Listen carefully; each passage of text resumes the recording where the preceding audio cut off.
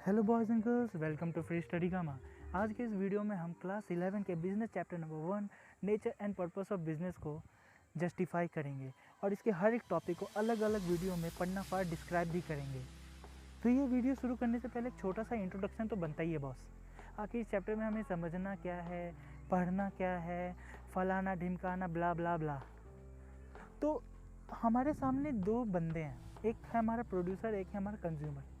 Producer वो होता है जो गुड्स एंड सर्विसेज प्रोड्यूस करता है, जो बेचता है, और कंज्यूमर वो है जो गुड्स एंड सर्विसेज खरीदता है, यानी कि परचेज करता है। तो जो कंज्यूमर है उसे अपनी नीड्स पूरी करनी है, अपनी नीड्स को सेटिस्फाई करना है, जिसके लिए वो प्रोड्यूसर से गुड्स एंड सर्विसेज खरीदता है। और दूसरी तरफ वही जो हमारा प्रोड्यूसर है वो गुड्स एंड सर्विसेज बेचता है, जिससे उसे प्रॉफिट अर्निंग होती है। तो इसी में बिजनेस एक इकोनॉमिक एक्टिविटी में एक मेजर रोल प्ले करता है, जिसमें goods and services regular basis पे सेल एंड परचेज होती है, जिसके कारण कंज्यूमर के नीड्स सेटिस्फाई होते हैं और प्रोड्यूसर के इनकम में प्रॉफिट होती है। तो इस छोटे से इंट्रोडक्शन से हमें ये तो पता चल गया कि आखिर बिजनेस क्या है। बिजनेस एक इकोनॉमिक एक्टिविटी है जिसमें गुड्स एंड सर्विसेज का रेगुलर एक्सचेंज होता है, जिसका मेन मोटिव प्रॉफिट अर्न करना है और लोगों की नीड्स को सेटिस्फाई करना है। तो हमें ये जानना ज़रूरी है कि आखिर इकोनॉमिक एक्टिविटी क्या है और नॉन इकोनॉमिक एक्टिविटी क्या है। तो इकोनॉमिक एक्टिविटी वो एक्टिविटी होती है जिसका मेन मोटिव होता है प्रॉफिट अर्न करना। फॉर एग्जांपल, एक वर्कर किसी फैक्ट्री में काम करता है और उसे महीने के आखिरी में जो सैलरी मिलती है वो इकोनॉमिक एक्टिविटी कहलाती है।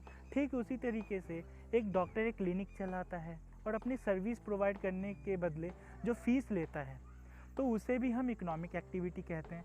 ठीक इसी तरीके से टैक्सी ड्राइवर भी इकोनॉमिक एक्टिविटी है और टीचर का प्रोफेशन भी इकोनॉमिक एक्टिविटी है।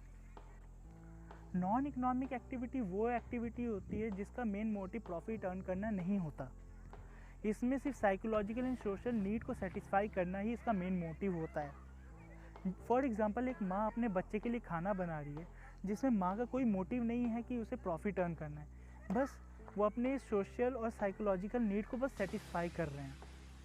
तो ये तो बात रही economic and non economic activity की। तो चलिए अब हम बात करते हैं बिजनेस के फीचर्स और कैरेक्टरिस्टिक्स की बातें।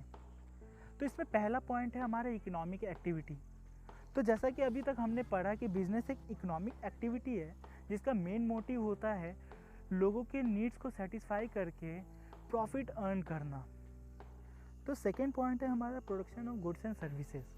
इसमें बिजनेस एंटरप्राइज गुड्स का प्रोडक्शन या फिर मैन्युफैक्चरिंग करती है और सर्विसेज भी प्रोवाइड करती है जो कंज्यूमर इसे अवेल करते हैं ताकि वो अपने नीड्स को सेटिस्फाई कर सके। For example, transportation, banking, insurance etcetera.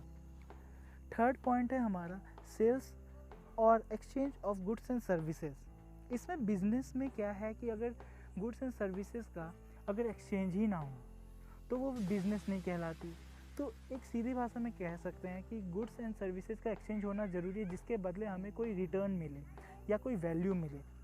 Fourth point है हमारा dealing in goods and services on a regular basis. किसी भी बिजनेस में मेन चीज़ है कि हमारे लिए गुड्स एंड सर्विसेज का एक्सचेंज होना, वो भी रेगुलर बेसिस पे, वो बहुत ज़रूरी है।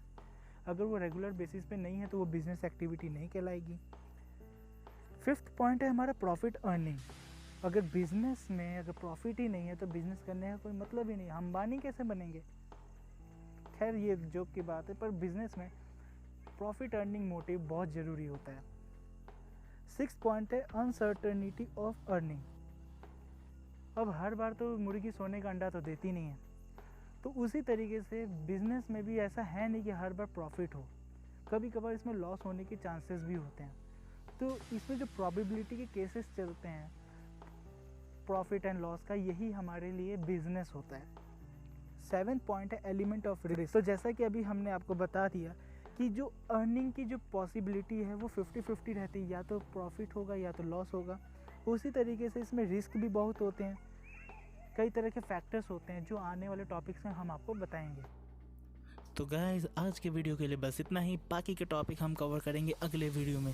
So thank you for watching this video. If you like it please like, subscribe and share.